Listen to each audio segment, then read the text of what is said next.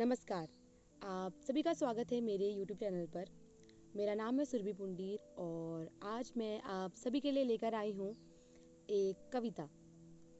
यह कविता राधा जी के सौंदर्य पर आधारित है और यूँ तो राधा जी के सौंदर्य पर बहुत से कवियों द्वारा लिखा गया है। तो ऐसे ही एक कवि थे श्री बेनी बंदीजन जी। इन्होंने भी राधा जी के सौंदर्य पर एक कविता लिखी है। ये रीतिकाल के कवि थे, बहुत पुराने कवि थे। तो आज इन्हीं की लिखी हुई कविता का मैं यहाँ पर काव्य पाठ करूँगी और इस कविता का शीर्षक है राधा सौंदर्य। करी की चुराई चाल सिंह को चुरायो लंक, करी की चुराई चाल सिंह को चुरायो लंक, शशि को चुरायो मुख नासा चोरी की रिकी। करी की चुराई चाल सिंह को चुरायो लंक, शशि को चुरायो मुख नासा चोरी की रिकी। पिक को चुरायो बैन मृग को चुरायो नैन, पिक को चुरायो बैन मृग को चुरायो नैन, सन अनार हंसी बिजुरी गंभीर की।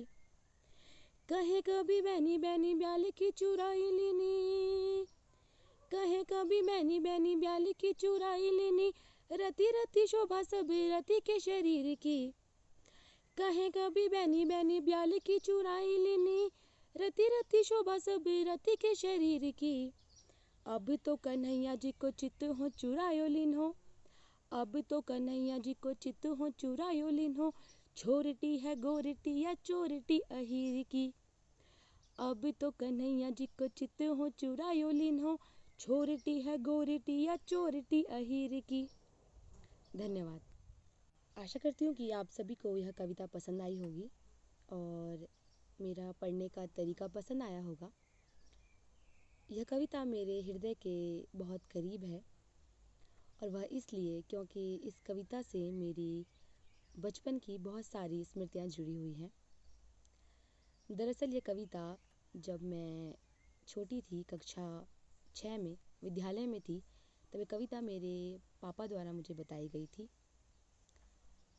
और उस समय में कई विद्यालयों द्वारा एक बाल मेला का आयोजन होता था, तो उसमें तरह तरह की प्रतियोगिताएं होती थी। तो उसी में एक काव्य पाठ की प्रतियोगिता थी, तो मैंने हिंदी काव्य पाठ की प्रतियोगिता में भाग लिया था। तो उस समय यह कविता मेरे पापा द्वारा मुझे बताई गई और अभ्यास भी मेरे पापा ने मुझे कराया था। तो कविता मैंने वहाँ सुनाई थी और उसमें मुझे प्रथम पुरस्कार भी मिला था।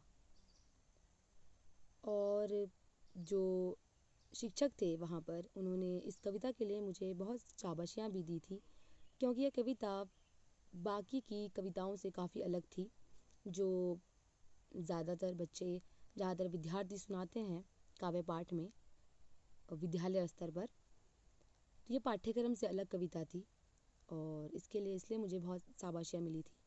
और उसके बाद यह कविता मैंने स्वतंत्रता दिवस या फिर गणतंत्र दिवस के अवसर पर विद्यालय में फिर से सुनाई थी। तो वहाँ भी मुझे इस कविता के लिए शाबाशी मिली थी और यह कविता सबको बहुत पसंद आई थी। इसलिए यह कविता मेरे हृदय के बहुत करीब है। और यह कविता रीतिकाल में लिखी गई है, तो इसमें ब्रज भाषा का ज़्यादातर प्रयोग हुआ है और थोड़ा कलिष्ठ हिंदी इसमें लिखी गई है। इसमें तत्सम शब्दों का ज़्यादा प्रयोग हुआ है और इसमें अलंकारों का भी प्रयोग हुआ है और यह कविता श्रृंगार रस में लिखी गई है। तो जो व्याकरण है इस कविता का, वह किसी अन्य वीडियो में उसके बारे में बात करेंगे।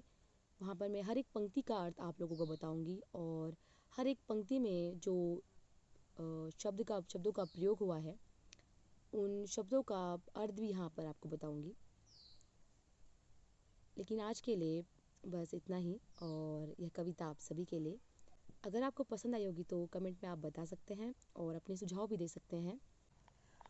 तो फिर मिलते हैं अपनी दूसरी वीडियो में किसी नई कविता, किसी नए उपन्यास या फिर किसी साहित्यिक चर्चा के साथ। तब तक के लिए पढ़ते रहिए, मुस्कुराते रहिए।